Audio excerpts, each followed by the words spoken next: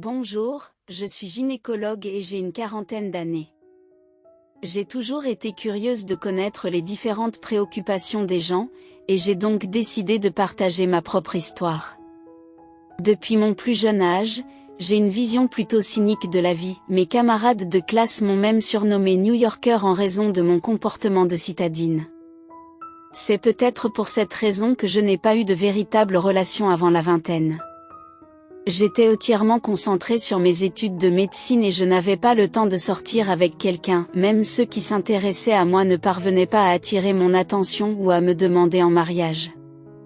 Mes amis m'ont suggéré de me maquiller et de sourire davantage pour me rendre plus accessible. Bien que cela semble être une pratique courante, c'était incroyablement difficile pour moi. Pendant mes jours de congé, je m'adonne généralement à des excursions d'une journée, en séjournant dans de luxueux hôtels 5 étoiles ou en voyageant à l'étranger, tandis que mes amis dépensent leur argent en rendez-vous galants. J'ai toujours choisi de dépenser mon argent uniquement pour moi. Très tôt, j'ai abandonné l'idée de sortir avec quelqu'un, mais au moment où j'ai accepté ma décision, un homme est entré dans ma vie de manière inattendue. Avec le recul, je ne dirais pas qu'il me correspondait, mais à l'époque, j'avais prévu de prendre un peu de repos dans un hôtel avec une vue à couper le souffle. Cependant, j'ai reçu un appel de ma mère après avoir pris ma chambre. Elle m'a informé qu'elle avait organisé un rendez-vous à l'aveugle pour moi.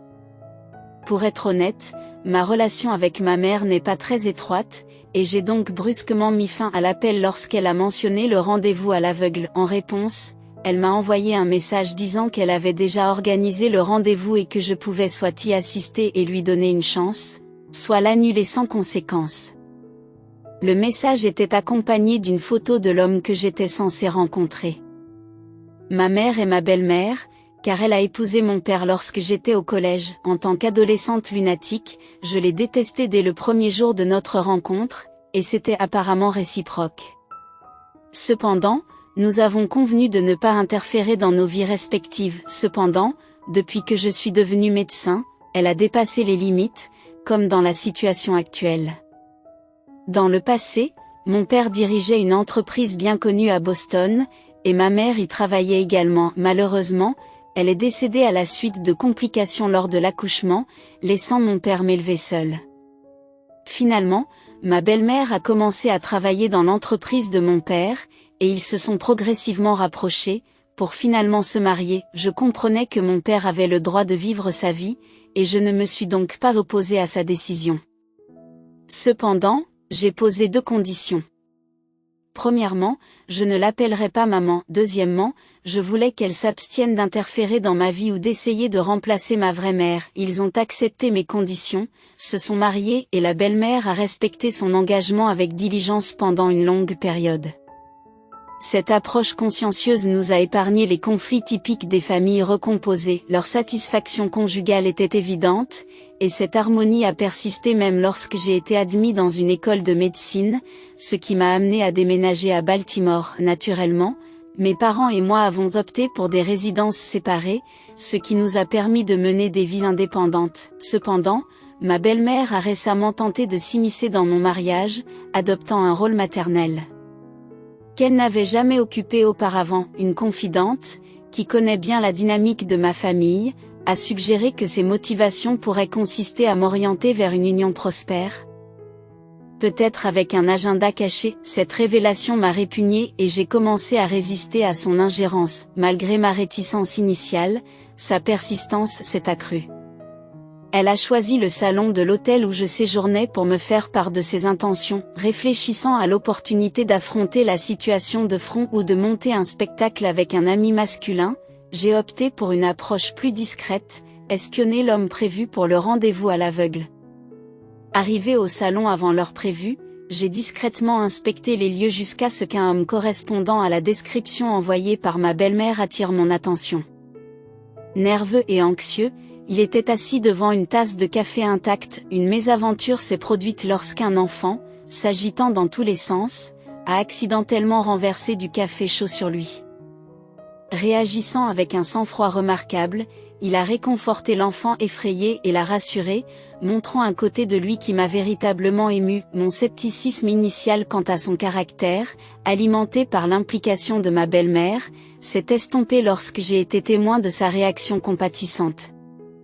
Je suis retournée dans ma chambre pour me changer rapidement, puis je suis retournée au salon, en m'excusant de mon retard, et je l'ai rejoint. Il m'a expliqué qu'il venait d'arriver, essayant d'apaiser la situation. Il a admis avoir bu le café renversé dans un moment de nervosité, car il s'agissait de son premier rendez-vous à l'aveugle. Au fil de la conversation, j'ai trouvé sa chaleur et sa générosité séduisantes. Bien qu'il n'ait pas de base de comparaison, il semblait être le premier-né d'une famille aisée et me correspondre de manière prometteuse. Dans notre famille, mon père travaillait comme fonctionnaire, et même si ses revenus n'étaient pas extravagants, il nous assurait une vie stable. Il était incroyablement gentil avec moi, surtout lorsque je n'allais pas bien ou que j'étais pessimiste. Peu à peu, sa chaleur et les encouragements des personnes que j'ai commencé à fréquenter ont modifié ma façon de voir les choses. Ils ont remarqué un changement en moi, probablement parce que j'ai commencé à sourire davantage, ce que je ne faisais pas beaucoup auparavant. Finalement, je me suis retrouvée à me préparer à une nouvelle étape avec mon petit ami, le mariage. Il avait souhaité cet engagement dès le départ. 6 mois après notre rencontre, nous nous sommes mariés. Au début, notre mariage était une source de joie, comme pour n'importe quel couple de jeunes mariés, et je me sentais vraiment satisfaite. Cependant, les choses ont pris un tournant lorsque ma belle-mère a commencé à réclamer un petit enfant. Je n'étais pas très enthousiaste à l'idée d'avoir un bébé. Ma position à ce sujet avait été clairement exprimée à mon mari avant même notre mariage, mais il semblait qu'il ne l'avait pas communiqué à sa famille. Bien que mon mari m'ait assuré qu'il s'occuperait de la situation avec sa mère, je me suis sentie obligée d'y remédier moi-même. J'ai rencontré mes beaux-parents et leur ai fait part de mes appréhensions concernant la grossesse, surtout après le décès tragique de ma mère lors de l'accouchement. J'ai expliqué que cette expérience avait fait naître en moi une peur profonde, associée à mes connaissances de médecin sur les complexités de la grossesse et de l'accouchement. Dans un premier temps, leur réaction a semblé compréhensive, mais peu après, la désapprobation de ma belle-mère est devenue évidente. Elle me demandait sans cesse pourquoi nous n'avions pas d'enfants. À chaque fois, je me retrouvais à répéter les mêmes raisons. C'était un cycle sans fin. Elle m'a accusé d'essayer de rompre la lignée familiale, laissant entendre que j'avais trompé mon mari en le mariant. Ses reproches incessants et son incrédulité m'ont exaspérée. Elle m'a avoué qu'elle ne m'avait jamais aimé, citant mon cynisme et mon manque de chaleur.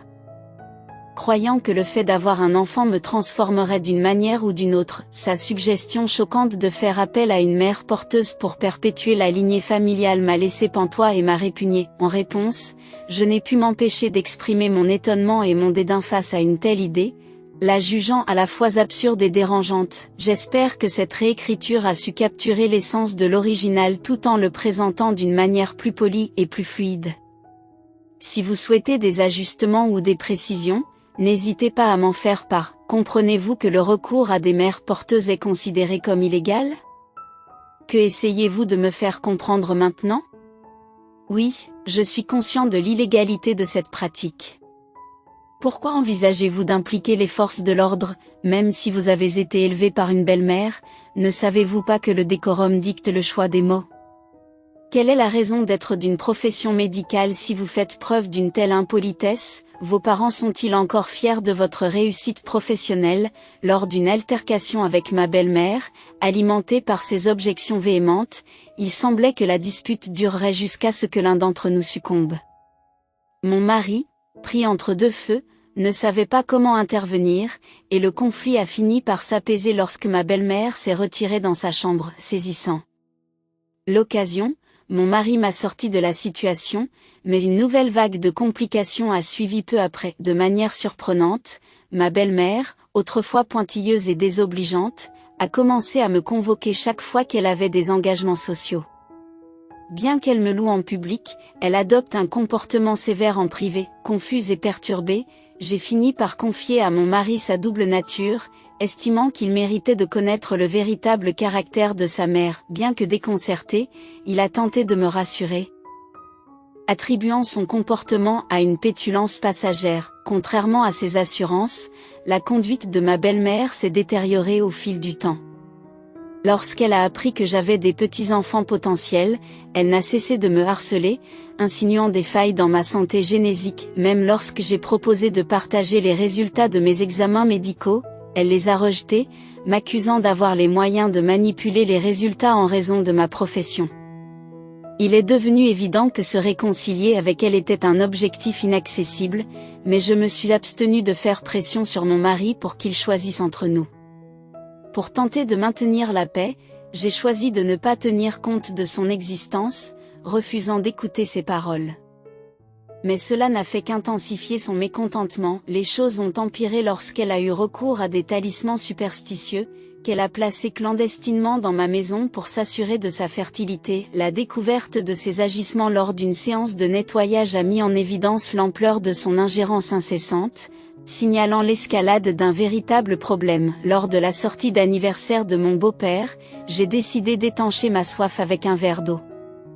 À ma grande surprise, ma belle-mère m'a tendu un verre à l'aspect particulier et a insisté pour que je ne boive que cette eau. À contre-séure, j'ai posé le verre, avec l'intention de boire de l'eau ordinaire à la place. Mais elle m'a grondé, prétendant que je ne l'avais jamais écoutée, et m'a versé de force de l'eau dans la bouche. Bien que j'ai essayé de garder mon calme en raison de l'occasion spéciale, je n'ai pas pu tolérer son comportement plus longtemps. Dans un moment de frustration, j'ai pris le verre de ma belle-mère et l'ai jeté contre le mur, le brisant en morceaux. Ce geste a étonné ma belle famille et mon beau-père m'a demandé avec colère ce que je faisais. Malgré sa fureur, j'ai refusé de reculer et j'ai exprimé mon mécontentement quant à la façon dont ma belle-mère me traitait. J'ai demandé une explication pour cette eau bizarre et j'ai demandé pourquoi elle insistait tant pour me la faire boire. Fâchée par mes accusations, ma belle-mère a évité de me regarder dans les yeux. Frustré par la situation, mon beau-père a confronté sa femme, lui demandant si elle avait effectivement fait quelque chose à l'eau. Incapable de répondre à son interrogation, ma belle-mère s'est tue. Ma belle-sœur, assise à mes côtés, a alors pris la défense de ma belle-mère, affirmant que Monica, ma belle-mère, était simplement trop enthousiaste dans ses tentatives d'aide.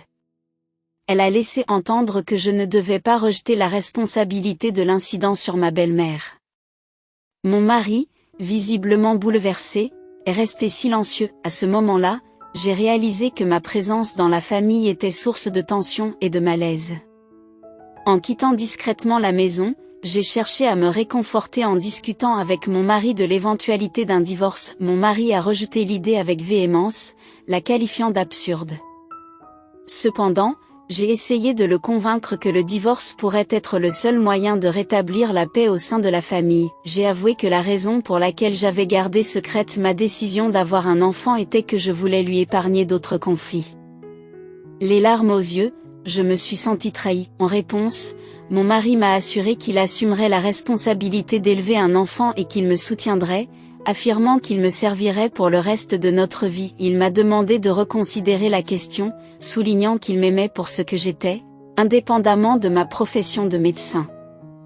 Tout ce qu'il voulait, c'était une vie normale et avoir un enfant avec moi. Je sollicite humblement votre attention et votre considération.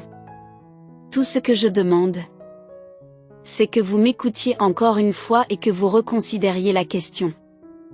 Je vous assure que ma mère ne fera rien d'étrange ou d'inhabituel. Si nous prenons la décision de nous réconcilier, nous pourrons tous vivre heureux jusqu'à la fin de nos jours. Mon mari, submergé par ses émotions, a crié jusqu'à ce que sa voix résonne dans toute la ville. Il a fini par s'asseoir dans la rue, des larmes coulant sur son visage. Le fait d'être témoin de sa détresse m'a mise mal à l'aise, mais je n'ai pas pu me résoudre à accepter ses sentiments. Au lieu de cela, j'ai suggéré que si je le quittais, il aurait la chance de rencontrer une femme merveilleuse et de trouver le bonheur. C'est ainsi que nous avons divorcé avant de fêter notre premier anniversaire de mariage. Malgré l'insistance de mon mari à ne pas se séparer, ma belle-mère a accueilli favorablement le divorce et nous a offert son soutien. Parfois, mon mari me manque, même après le divorce. Cependant, j'ai compris que je n'étais pas faite pour le mariage et j'ai pris la décision de ne plus jamais me marier. Je me suis donc habituée à vivre seule une fois de plus. Je m'inquiétais de la réaction de ma belle-mère en raison de son tempérament fougueux. Elle a fini par me gronder pour avoir divorcé si peu de temps après m'être mariée, mais lorsqu'elle a appris ce qui s'était réellement passé, elle a confronté la personne qui m'avait présentée à mon mari et lui a fait part de sa frustration. Comment avais-je pu commettre un acte aussi terrible à l'encontre de sa fille bien-aimée? À ce moment-là, j'ai eu envie de la confronter et d'exprimer ma colère, mais je m'en suis abstenue pour le bien de ma propre fille. J'ai ressenti une sensation étrange lorsque mon père m'a fait part des propos de ma belle-mère. Il était difficile de croire qu'elle irait aussi loin pour moi, d'autant plus que je ne l'avais jamais traitée avec gentillesse et que je n'avais jamais tenu compte de ses sentiments en tant que mère. J'ai été touchée par ses actions et j'ai eu des remords pour l'avoir considérée comme une belle-mère diabolique. Après l'incident, je me suis progressivement ouverte à ma belle-mère et j'ai fait des efforts pour établir une relation plus étroite avec elle. J'ai même commencé à l'appeler maman. Rien de tout cela ne serait arrivé si nous n'avions pas divorcé. Le temps a passé et cela fait maintenant 3 ans. Je continue à vivre seule, tout en conservant mon image de femme de carrière posée. Un jour particulier, j'étais de service et je venais de terminer une opération. Contrairement aux autres jours, il semblait y avoir un afflux plus important de patients au service des urgences. En sortant dans le couloir, dans l'intention de prendre une tasse de café, j'ai vu des visages familiers. Mon ex-belle-famille et mon ex-mari se disputaient vivement avec quelqu'un. Intriguée par l'agitation, j'ai été tentée d'intervenir, mais j'ai préféré l'ignorer et m'éloigner. Cependant, j'ai entendu mon ex-belle-mère accuser quelqu'un d'avoir l'intention de faire du mal à sa fille pour son propre compte. Je lui ai alors demandé pourquoi cette personne voulait rompre la lignée familiale, alors que mon ex-mari avait une fille. L'accusation semblait absurde. Comme je l'avais indiqué avant notre mariage, mon ex-mari était le seul héritier mâle de 4 générations de leur famille. Je veillerai à ce qu'elle vive une vie épanouie au-delà de son imagination. C'est vous qui avez consenti à tout cela, et maintenant l'idée de rompre la lignée familiale vous dérange. Non, je ne peux pas approuver cette décision. À ce moment-là, ma belle-mère s'est agenouillée devant moi, implorante, accompagnée d'une autre femme. Confus, je me suis renseignée auprès de l'infirmière et n'ai découvert qu'ensuite le récit complet. Ma belle-sœur était en train d'accoucher et devait subir une ablation de l'utérus en raison d'une hémorragie importante. Avant l'opération, le médecin a demandé l'accord de la famille sur un formulaire de consentement, mais la famille a catégoriquement refusé. Ils ont insisté pour qu'elle continue à avoir des enfants jusqu'à ce qu'un garçon naisse. L'ex-belle-mère a désespérément plaidé pour que la femme signe le formulaire de consentement, en insistant sur le fait que la vie de la femme était en danger. Bien que je ne sois plus liée par le sang, j'ai ressenti une intense poussée de colère. Je me suis adressée à la vieille dame et lui ai fait part de ma frustration. Alors que vous persistez dans votre entêtement, la vie de votre belle-fille est en danger. Vous la mettez en danger pour un petit-fils. À quoi sert un utérus si votre belle-fille périt et que vous restez les bras croisés? En tant que mari, quel est votre rôle? Votre femme est en train de mourir et vous ne vous en apercevez pas. Si vous ne pouvez pas la protéger, envisagez de divorcer et de vous remarier. Qu'elle ait un utérus ou non, cela vous semble sans importance. Signez ce formulaire maintenant, ou j'envisagerai une action en justice pour complicité de préjudice potentiel. Dans un geste audacieux, j'ai présenté le formulaire de consentement au mari de la belle-sœur, qui, alarmé, l'a finalement signé. Rapidement, l'interne de l'hôpital a apporté le formulaire dans la salle d'opération. La belle-mère, furieuse, m'a confrontée, m'accusant de menacer la famille de la patiente et de participer à un prétendu complot d'assassinat. J'ai envisagé de répliquer, mais je me suis arrêtée lorsque la belle-mère est intervenue. Quelle est votre intention? A-t-elle demandé. Ma fille est en train de mourir et vous êtes obsédé par le fait de ne pas avoir de petit-fils. Comment pouvez-vous vous considérer comme un être humain et osez-vous crier après ma belle-fille? Belle-fille, est-ce que vous appelez le médecin votre belle-fille maintenant? Avez-vous momentanément perdu la raison, en observant la situation? J'ai eu de l'empathie pour les ex-belles-familles et j'ai ressenti un élan de compassion. En effet, ai-je affirmé, je suis la belle-fille de cette famille.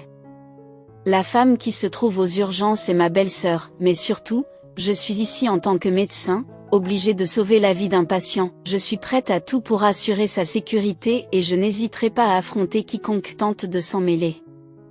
Si vous ne voulez pas d'ennuis juridiques, il est sage de rester silencieux et d'espérer que votre belle-fille reste indemne. J'ai haussé le ton, menaçant d'intenter une action en justice pour entrave à l'activité professionnelle si un malheur lui arrivait.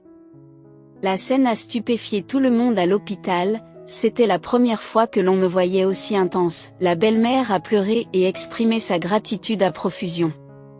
Finalement, la sécurité de l'hôpital a raccompagné les beaux-parents de la belle-sœur à l'extérieur et l'opération s'est déroulée avec succès. Il y a eu des moments de tension, mais heureusement, les médecins ont endigué l'hémorragie et l'opération s'est terminée favorablement. Dans les jours qui ont suivi, mon ex-mari m'a rendu visite avec insistance, plaidant pour une autre chance. Il prétendait d'avoir désespérément besoin de moi, mais malgré ma tentation, j'étais résolue à ne pas revenir sur le passé. Un soir, alors que je m'apprêtais à quitter le travail, on a frappé à la porte de ma chambre, c'était mon ex-belle-mère.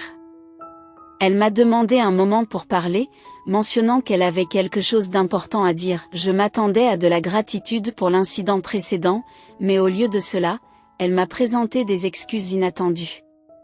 Elle a reconnu ses erreurs, avouant qu'elle craignait que je ne méprise son fils bien qu'elle apprécie mes origines. Elle a avoué en larmes sa stupidité, réalisant qu'elle m'avait blessé malgré mes efforts pour sauver la vie de sa fille. Elle m'a demandé pardon en me tenant fermement la main.